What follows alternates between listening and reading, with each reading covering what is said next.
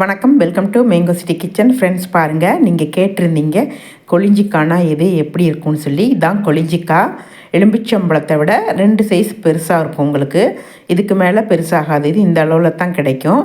இது நார்த்தங்காய் கிடையாது, கிடாரங்காய் கிடையாது, அதனுடைய ஒரு ஃபேமிலி தான் இது. இதை நம்ம நார்மலாக எலும்பிச்சம்பழம் போல் ஜூஸ் போட்டு குடிக்கலாம், ரசம் வைக்கலாம், வெரைட்டி ரைஸ் செய்யலாம்.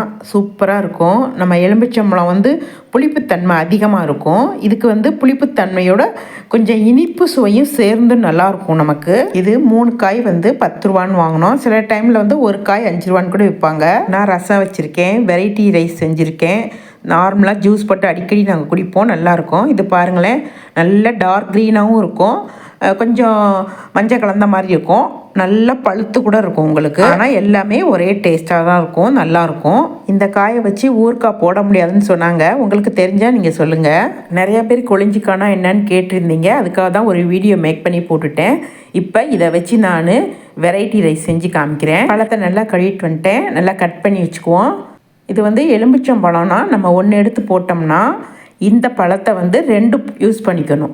அப்போ தான் அந்த டேஸ்ட்டு கரெக்டாக இருக்கும். சாதத்தை நல்லா வடித்து ஒரு பாத்திரத்தில் கொட்டி வச்சுட்டு தாளிக்கிற கரண்டியில் ஆஸ் யூஷுவல் எப்போதும் போல் தாளித்து போட்டு உப்பு போட்டு கிளறி ஆற விட்ருக்கேன். அதே தாளிக்கிற கரண்டியில் இந்த ஜூஸை ஃபுல்லாக ஊற்றி கொஞ்சம் மஞ்சத்தூள் போட்டு நல்லா கொதிக்க வச்சுட்டாங்க. இங்கே பாருங்கள், ஜூஸை எவ்வளோ சுண்டி வந்துருச்சு. இது அப்படியே சாதத்து மேலே ஊற்றி நல்லா கிளறி விடணும். இப்படி தான் எங்கள் மாமியார் செய்வாங்க. எங்கள் அம்மா வீட்டிலலாம் பார்த்தீங்கன்னா நேரடியாக வடை சட்டிலேயே தாளித்து விட்டு ஜூஸையும் ஊற்றி செய்வோம்ல, அந்த மெத்தடில் தான் செய்வாங்க. இங்கே புகுந்த வீட்டில் இப்படி தான் செய்வாங்க. அதனால் நானும் இப்படியே தான் செய்கிறேன். கொஞ்சம் உப்பு பத்தலை, கொஞ்சம் உப்பு போட்டுக்கிறேன். உப்பெல்லாம் கரெக்டாக பதமாக போட்டுக்கோங்க.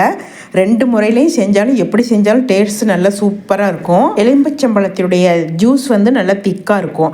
ஆனால் இது பார்த்திங்கன்னா ரொம்ப தண்ணியாக இருக்கும். அதனால் நம்ம 2வது தடவை மஞ்சள் போட்டு ஜூஸை ஊற்றி நம்ம சுண்ட வைக்கிறோம் இல்லைங்களா, அப்போ கொஞ்சம் தண்ணியாக இருந்த மாதிரி உங்களுக்கு ஃபீல் பண்ணிங்கன்னா இப்படி நம்ம பெரட்டும் போதே நமக்கு தெரிஞ்சிடும். அப்போ நேரடியாக வடை சட்டியை அடுப்பில் வச்சு 2 கிளறிட்டிங்கன்னா கரெக்டாக போய். புதுசாக செய்கிறவங்களுக்காக நான் சொல்கிறேன். இந்த ஐடியா உடம்புக்கு ரொம்ப நல்லது. கிடைக்கும்போது அவசியமாக செஞ்சு சாப்பிட்டு பாருங்கள். என்னுடைய சேனல் உங்களுக்கு பிடிச்சிருந்தா லைக் பண்ணுங்கள், ஷேர் பண்ணுங்கள், சப்ஸ்கிரைப் பண்ணுங்கள், மறக்காமல் பெல் பட்டனை ப்ரெஸ் பண்ணுங்கள். நன்றி, வணக்கம்.